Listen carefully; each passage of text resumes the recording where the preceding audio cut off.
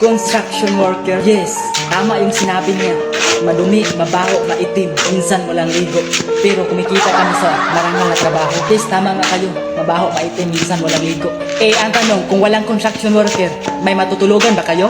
May maganda mang paaralan at daanan at mga building at gusali? Alam nyo, sa sobrang swerte nyo, mga construction worker na nagsakripisyo, huwag mapanghusga ng tao kung ano ang kanyang trabaho.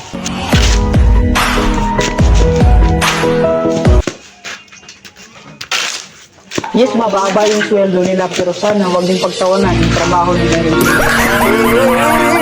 In the first place, walang namin pa rin kayo.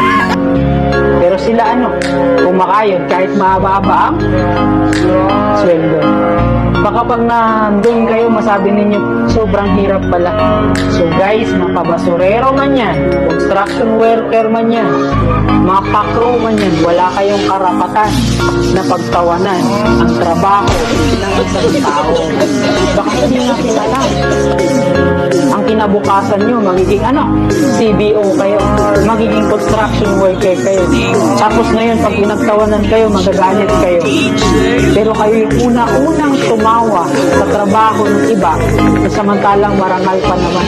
Magtrabaho din kayo ng maigi para makarelate kayo sa mga tao. Akala nyo magmamayabang lang.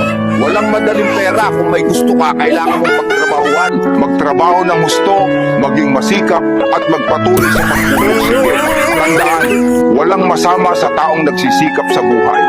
Tandaan, walang masama sa pagmamayabang kung ang pinuhunan mo ay ang iyong sipag at pawis.